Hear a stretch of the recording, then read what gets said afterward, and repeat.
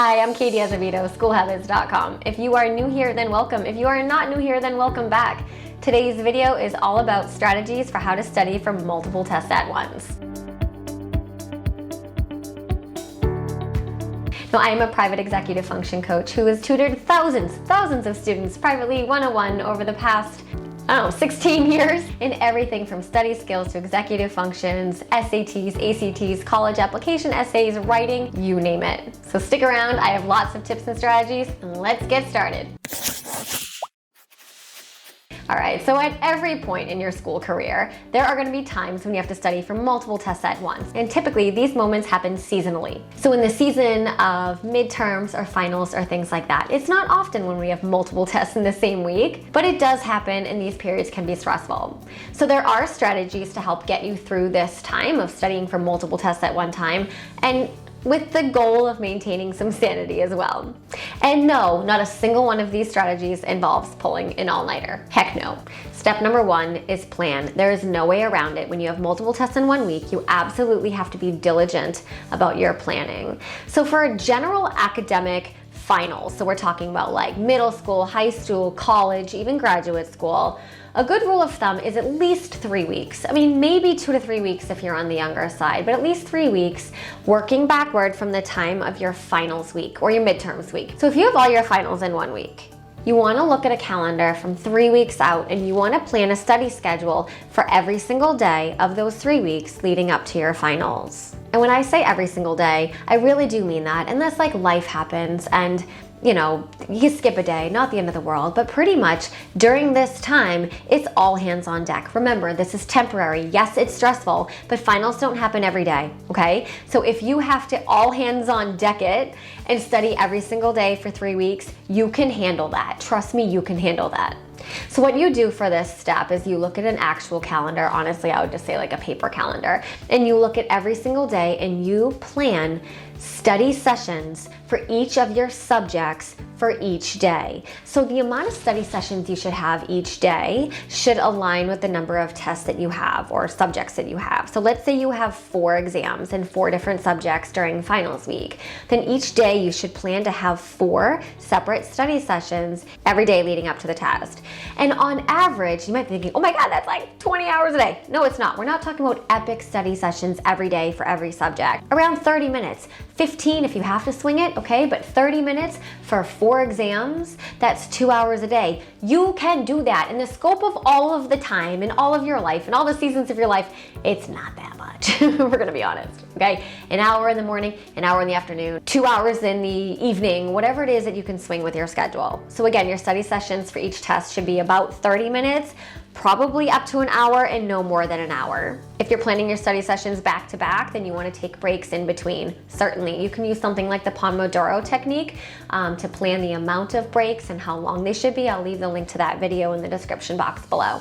Tip number 2, once you create your study schedule, then you need to organize your materials and prepare for studying. You cannot overlook this strategy. So many people just want to get right into the studying and they take all of their materials and they want to study all of it. That's just completely useless if I'm being honest. So the ultimate goal is to take all of your study materials and condense them down into a smaller concentrated package of information that you need to know. And of course you would do this for each subject. So let's say for biology, you have 30 pages of notes that you need to study for your final. You would reduce those 30 pages down to ideally maybe about 5 pages. And in order to reduce them down, that means you're gonna have to go through the information, cut what's irrelevant, cut what you already certainly most definitely know, okay? And reduce all of that general information and distill it down into maybe about 5 pages of the most essential information that you know is going to be on that test. Now, I don't want you looking at this step as like, oh, this is so annoying. Like, this is in the way of studying. I just want to get to the studying part.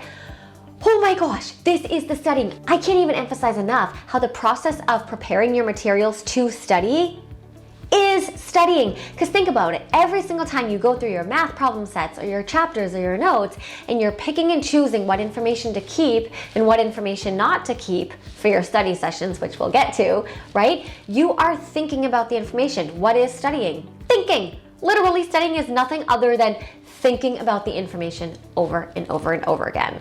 So once you've distilled all of your materials for all of your subjects down into a much smaller, more complete and concentrated package of information, that is what you study. Tip number 3, you want to study every single subject every single day. Now I know that sounds bonkers, okay, but you've already planned for this in step number 1. So if you have 4 subjects, you should be studying all 4 subjects, right, each day. And there is a reason for this. And I didn't go too much into it in step 1. I just want you to trust me on step 1. Make a study schedule. And now we're getting into the process of like why that is and then what you're going to be doing during these sessions. So there are basically 2 learning theories that are backed by cognitive science, and they are absolutely fundamental to learning, retaining, and recalling information. And it's the strategy of active recall and spaced repetition. Those 2 things together are a secret weapon for learning anything, okay? So the spaced repetition is this concept of doing something over and over and over again, so studying the same information over and over and over again, but you need this space in between your study sessions. And a day is an ideal time to give your working memory time to forget temporarily what it is that you learned the day before. And so you're putting yourself in this position where you have to actively recall. That's that other strategy, right? The information from the day before. So let's say, for example, you have a study session where you're like going ham on it, right? And you're like, I feel really good about this. The next day you come back to that information, you're gonna be thinking, wait, why do I only remember like half of this? That is supposed to happen. You're supposed to forget to a degree what you studied the day before, because it is in those moments when you're like, wait, what is it? I know it's on the tip of my tongue. That's called cognitive agitation. And in those moments, that is when the freaking learning happens. There is like nothing like it. You need to put yourself in the situation of trying to remember what you learned the day before in order for you to build those neural networks to actually transport that information from your working memory into your long-term memory. Nothing stays in your working memory. That's like memorization. That's like when you meet someone on the street, they're like, hi, my name is Betty, and you're like, cool, and you need to know Betty's name for like 10 more seconds, then you can forget Betty's name, right? That's not what we're looking to do for finals week. We need to pour this stuff from our working memory into our long-term memory. The way to do that, spaced repetition. That is why you need to study each subject each day, and it's active recall.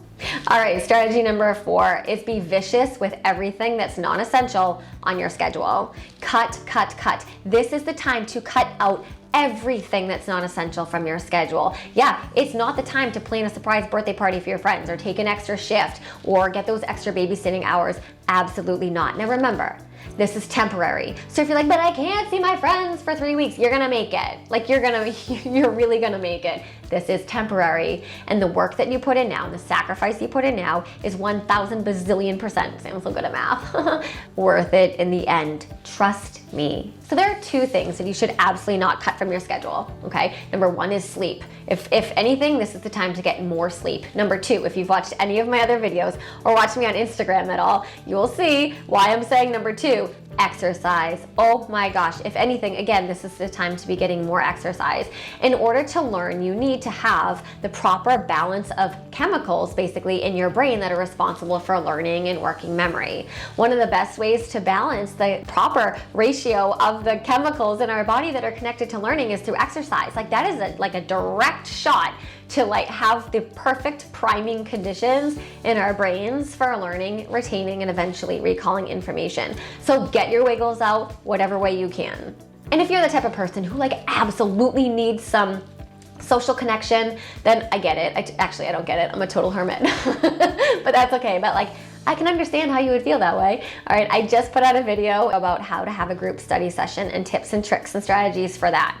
And the main piece of information I give in that video is that if you're gonna have a group study session, which totally works for a lot of people, particularly if you're an auditory or a kinesthetic learner, okay, then it's essential that you plan your group study session for the last portion of your entire study process. You only ever have a group study session after you've studied the material by yourself. There's a bazillion reasons, there's me and my math again, a bazillion reasons why that's true. I'll put the link to that video in the description box as well. All right, so you can basically distill these 4 strategies into one basic statement. I probably should have started with that and had a much shorter video, don't you think? Anyway, okay, here it is. Create and stick to a study schedule where you study each subject for a certain period of time each day. That basic philosophy coupled with a whole bunch of common sense, like don't chug energy drinks, okay? Don't pull all-nighters, get your exercise, all right? That is the winning combination for managing finals or midterm season with your sanity intact at the end. All right, so thank you for staying to the end of this video. If it provided value, please don't forget to hit like and subscribe and follow me over on Instagram. I'll leave any links to anything I mentioned in the description box below. And as always, thank you for watching. And when I say oh my God, again, cognitive science-ly backed, wait, hold on,